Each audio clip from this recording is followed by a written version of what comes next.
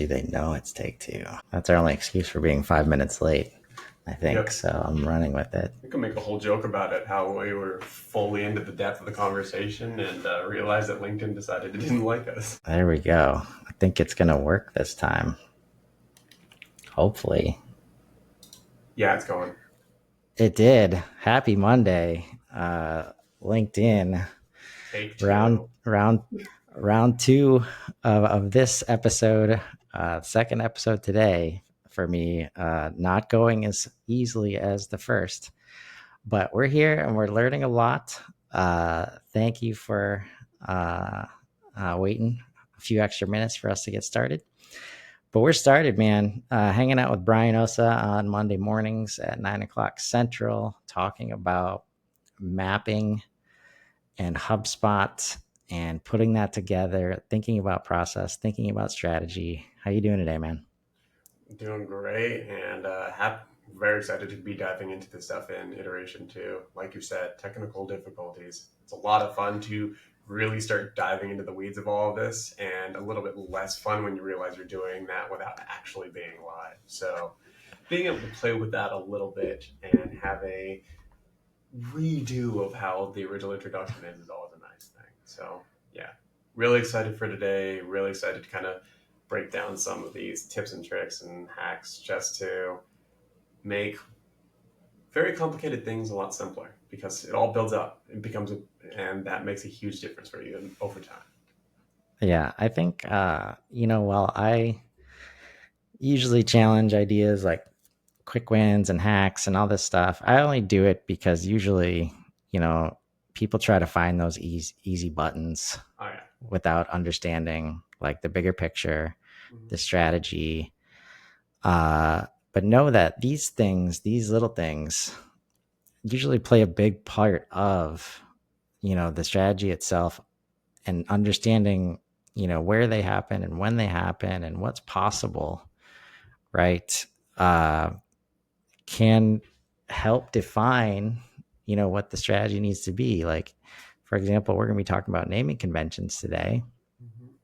you know, and that's the most common case of a dysfunctional, disorganized, misunderstood CRM. When you go to, let's say you have gone the route of parent child companies, but then every company does not have any kind of variable in the name. And every time you go to associate, you see a list of 20 records that are named exactly the same. Mm-hmm. That's not helpful. No. And if you don't have a strategy that says, okay, we care about companies based on their location, then now you know that you should probably put location, in the naming convention or something that associates with the strategy. And this goes for, website page names, content naming systems, project management namings. Like there's a reason, the annoying admins of the world ask you to name things in a very specific way. And it's so that the tools can work for you. And when you do go to, click that association, you can very clearly see which one, you should be associating. So that's just one example that, why we're talking about this today. Yeah. And you're exactly right. And I think just that organization system and why it can be frustrating sometimes, at least from the admin side of things, is like that's really the core around of what we're talking about. And it boils down to accessibility, not just for you, but for everyone who's working with you on your team. Because when you're naming things inconsistently or organizing things inconsistently, it becomes that much harder to find things. So just think about a typical Monday where you might come in, mine's a little groggy, you have to find a Gmail, not a Gmail, sorry, but just like an email on your account, and you happen to be using like Google Suite in order to look for it. How often have you tried using that search feature and just been like completely maddened by just how poor it is at actually finding what you're looking for? And that is exactly a perfect example of why naming conventions are not as effective. And you take that in tandem with this inconsistency among every company, really, because we talk about naming conventions in that you're establishing a way of doing things and a way of organizing how you're going to be structuring file names, content names, organization within your folders, etc. But that differs so drastically company over company that it's almost like you're not almost like you are literally reinventing the wheel every single time. So starting smooth is going to just save so much sanity. Yeah. And And there's like, that's not just naming, it's everything.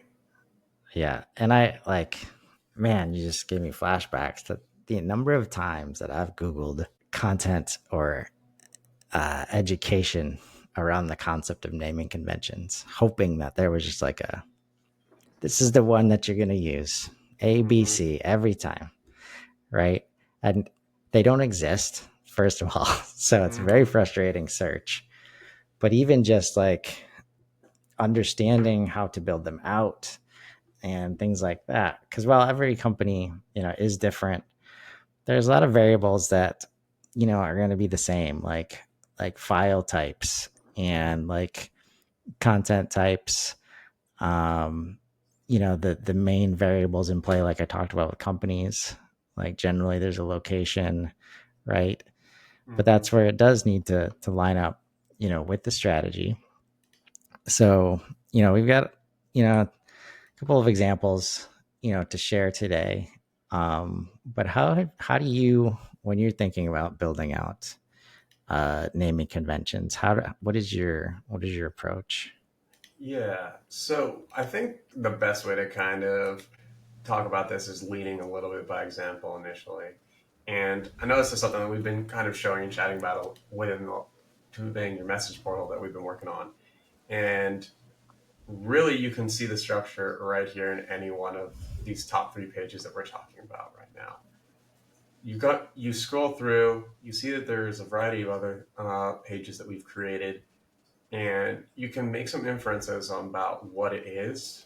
But until you start diving into, like, sprockets and gears homepage, what is the marketing show? Until you dive in there, you're not really sure what it is. Versus an example of naming convention that we've started using recently, it has it's really broken into three parts, four if you consider the hash line.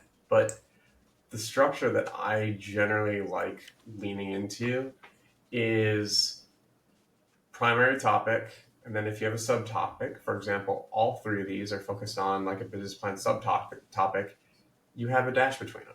And so that allows you to quickly and easily identify what exactly this piece of content is. Then under that, you can kind of throw in a folder structure. So in this case, we have LBM tied to Let's Build Media. And then regardless of how you organize your files on whatever server or tool you're using, you will always be able to find it. Even if you accidentally put it in the wrong folder and you're looking for this one particular page, you're like, crumb, where is it? You just look it up using this naming structure, and you'll be able to find it, and you can move it and fix it. And it's a huge time saver. And then the last part is what I like to refer to as like the version control. And there are lots of different ways to do this, but the way I typically like doing it the best is using a just date format. So year, kind of in an EU standard. So year dash month dash day, and doing that full 8-digit plus the two dashes structure so that you can find it. This, you'll notice, is a little bit different, and that's because I'm working on this not necessarily from worrying about the day, but worrying about a version control for where we are in building the pages. So you'll see a 00 or a 10, and in some cases a 01 or a 11, and that is a binary setup that I've set up, and it's pretty much a copy dash design, and in some cases copy slash design slash QA, or however you want to create that system to be yours. But you essentially have it set up in a 0, not done, 1, it is done. And so that can be a really helpful way for your team and your process to just identify what stage, say a web page or a doc or something, is in the production pipeline cycle. Because if you have something that's coming in with say 4 different steps, you have copywriting, you have design, you have the development assets completed and QA completed. You have 4 zeros to look for, and when you see 2 or 3 of those 4 things been replaced with one, you can then see, okay, it's moved through the copy and the design stage, but maybe not the dev and the QA, or maybe it's moved through 3 of the 4 of those or all of them. And that is extremely powerful information that can save you a lot of sanity just at a quick glance, even when you're looking for these things. Yeah. And I think that's so again, please don't judge me for the state of my portal. Oh, God, Like everybody, all good.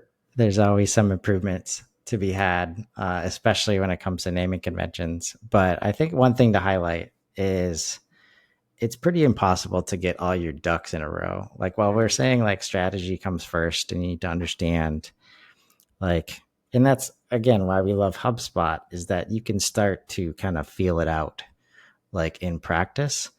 Because the thing, and I love the date example, right? Because when I was growing up in oil and gas, and we served a primarily US only user base Mm-hmm. and workforce, and I chose a specific 6 digit, you know, code to go on all the files that represented dates.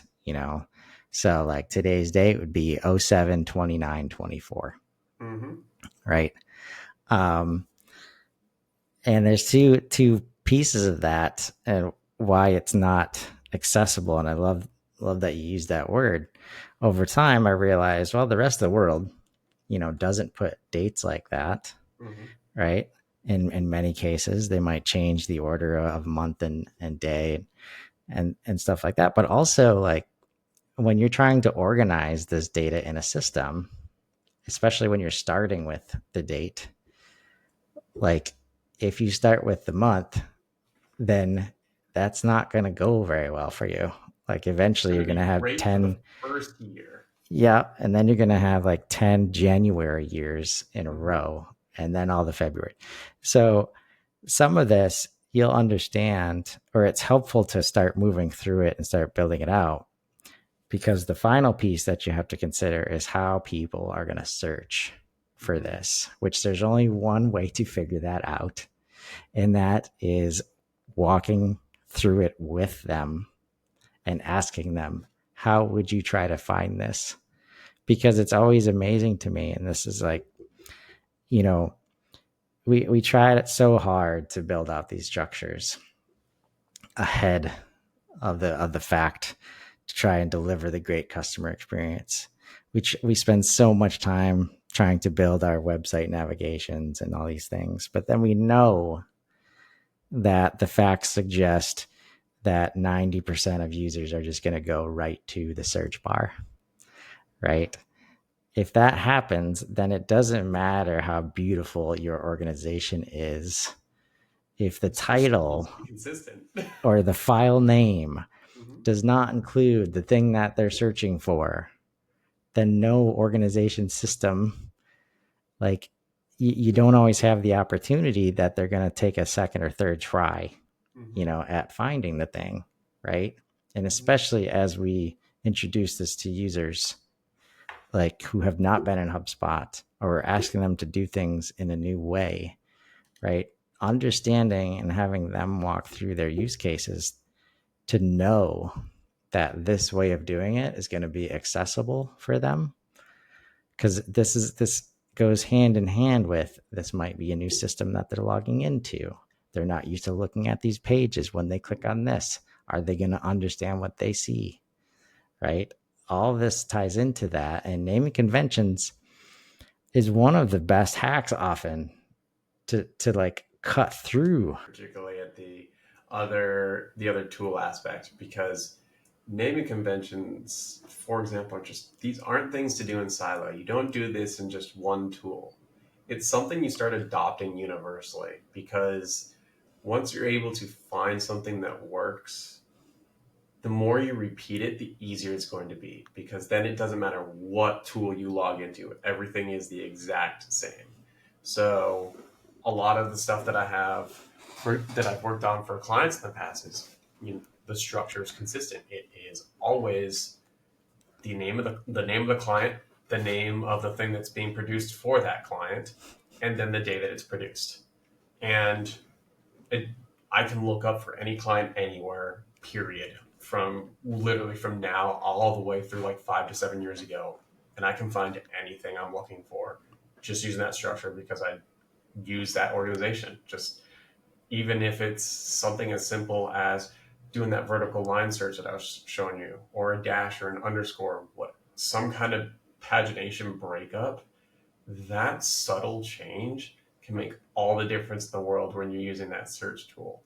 Because when we're talking about, like let's build media, if you just have like let's build media page whatever versus let's build media underscore page whatever, if you know that you're using that underscore in your naming conventions, you will always get a hit for the things that you're looking for on that search feature. And that's huge. Yeah. And we need to give the users some credit. We need to give leaders some credit. Like these are usually smart people. And we hide behind the fact like, oh, they're too old to understand. They're not used to using these systems. They're not going to get it. So we've got to try and like, we've got to do these things. It's just here, just go to this one URL and that's where you'll see everything. You'll never need to go anywhere else. And just, that's not life, right? Like that's not how it works. So instead, we need to find ways to empower people to move around in the system. And while you might not think that they're capable of easily learning and picking up things, once you like, this is where the real job is connecting it to their daily activity, like with what they have to get done. Because to Brian's point, like most of us have seen some pretty extravagant build outs of local drive filing Mm-hmm. systems, right? Where people, like even the oldest of sales guys, you know, does like 10 clicks into a folder system. And even we're like, I can't keep up, but it's just been built out over 20 years. Mm-hmm. And it's like, oh, how do you get to that quote? And they don't even use the search, right? It's just like, oh, I click here, then I click here, then here, then here, then here. There it is. And Mm-hmm. like that is a very complex build out of folders that has been built out over a long period of time. But when everybody's trained how to use that, everybody starts to memorize, oh, that's drive S for Mm-hmm. sales. I was like, okay, well, what's service called then? Oh, that's drive C for customer service, Mm-hmm. right? Like it doesn't need to make sense, but since everybody's using it and it's trained into them, into the process, even like when you get to quality manuals and ISO 9001 processes, they have drive names and where the stuff is. And it's always this balance of, general versus specificity. But the point is this is built in to the process of Mm-hmm. the organization, the day to day of every user. And so often we think we can just, you know, cheat code that away by adding on this tool. And if we don't at least understand the dynamics there, right, that's when stuff doesn't get used. Mm-hmm. People have a job to do. And if this new thing doesn't help them do that job, then they will not use this new thing. Yep. And that's the importance of not only maintaining this consistently, but having a single place or source of truth where you're showing, here is the structure that you can think of and why it exists, with a few examples. Because that shows anyone who's looking for content how to look for it, whether or not they're new or been around with your business for a while. But it also gives pretty solid guidelines for how to build out future naming conventions for different pieces of product. And so that is why, like, Google Analytics has this campaign URL builder, and Yes. I love this page and I use it all the time, not only for building URLs, but just for reference, because this URL that it builds right here, it is literally a naming convention, just in a web trackable format. You have your website URL right here, your sources over here, your medium is tied to the website, and so on and so forth. All of that is organized in an identical structure that no matter what you put in these boxes, you're going to have the same structure down here. And so there's an immense amount of value to showing consistency. And if the Google tool builder that's used for advertising campaigns isn't showing like a perfect example of that, it's hard to demonstrate what is. So Right. And the that's why I back, like yeah. the building blocks here. Like Mm-hmm. the easy thing to do is there's two ways to screw this up royally. Like one way is to create like this like codex infrastructure where there's actually no words like in the entire naming convention, which doesn't work by with search, by the way, Mm-hmm. unless everybody is trained on that entire codex system, Mm-hmm. right? Like LBD, for example, meaning, let's build daily. Usually Mm-hmm. you have a key. We're not saying you're going to have 100 characters in every name. But I think the goal, like the second place, is making it too manual, right? It's like, okay, salesperson, I need you to add this and this and this and this and this to the name, Mm-hmm. right? Then it's not going to get used. Mm-hmm. But so what I've seen people do is like err on the side of short because of that. But then you lose this opportunity for like a metadata shortcut, basically. And this is one of those cases where if you figure out the strategy and you can walk through it manually first, Mm-hmm. right? You can build record names, using workflows, using various tools in HubSpot that, that the sales guy can enter the deal, and then after the fact, it can rename the deal, Mm-hmm. right? We can do things like that. So that's where it's like don't kind of like fence yourself in to say, oh, it's going to be too much work to write all that out, or it's going to look like over time, like you can overcome that. And that's where if we understand the building blocks, like I've seen some URL magic, even from Max Cohen working with, Event Happily, where you can create properties in the system that automatically build out things like URLs that if you don't know that's happening and you just look at the URL, you're like, Jesus, that's complex, Yep. right? And it is complex, but that doesn't mean somebody's sitting there like spending hours, right? It's a strategy up front. We build it into the system. And now there's so much value in that URL alone. And we've done it in a way that aligns with, okay, what is it going to look like when we see it in HubSpot? Uh, Another case I run into, you know, as we do these kinds of events in Riverside, um, what is it going to look like when I export it? What's the file name? Can I name it right in Riverside so that the file name comes out the way I want it, so that I can just put it into YouTube and have a good file name there too, Mm-hmm. right? So understand this is when we get to the kind of the nitty gritty of tech stack strategy, right? Understanding how these systems work together.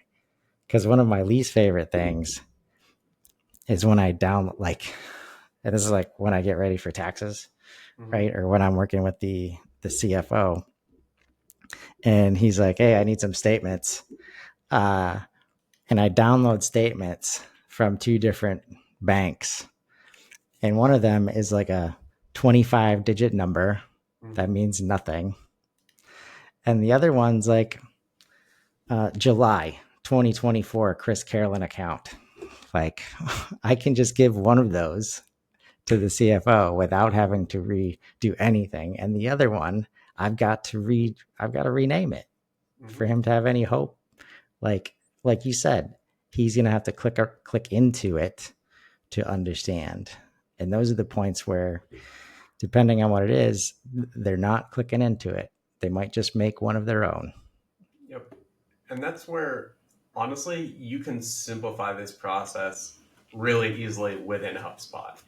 And everything you're talking about for what Max has been doing for organizing the various URL structures, like it's a perfect example.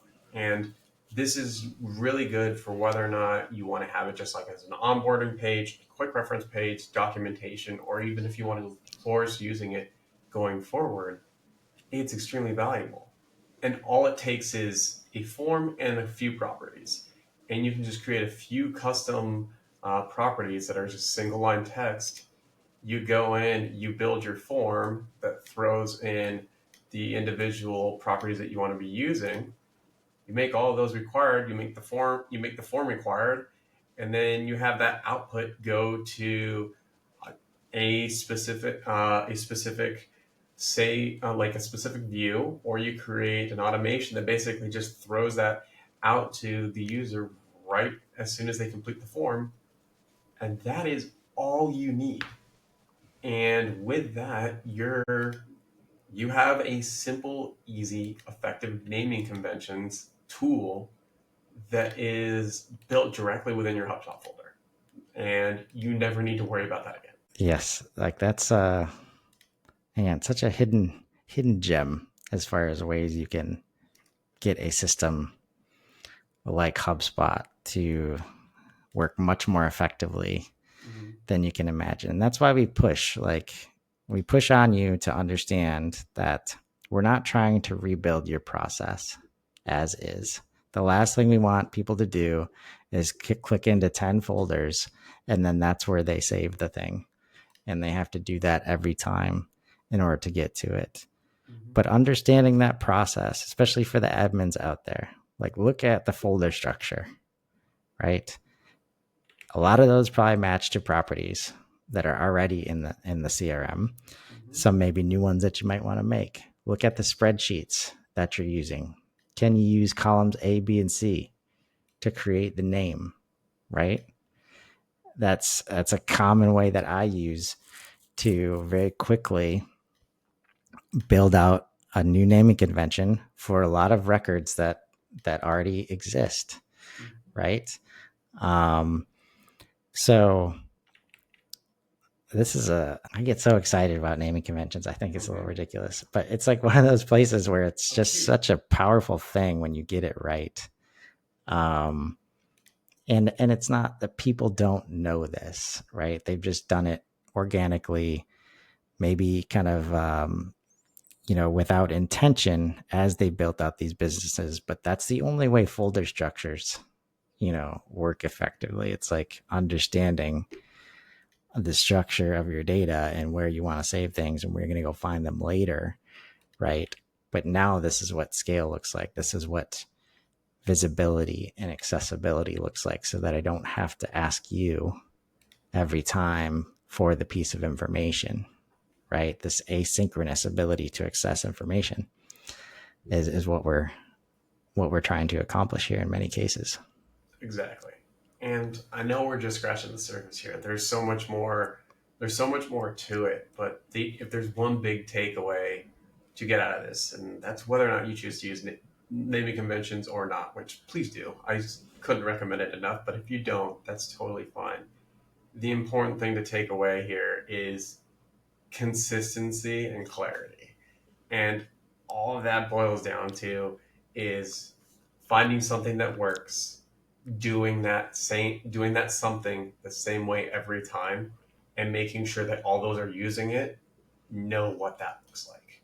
Because when you approach things in that way, you're going to be able to very concisely and articulately, which is way better than how I generally speak, but be able to communicate this information to a lot of stakeholders with relative ease, instead of spending 5 minutes trying to search for something or talk about something and not get there because you've talked in a circle. Again, I know I'm guilty for that, but hey, that's why I use naming conventions, because what I do lack in the ability to speak, I make up for in the ability to write. Yes, no, that's well said. And I think that's a lot of people struggle with onboarding and training.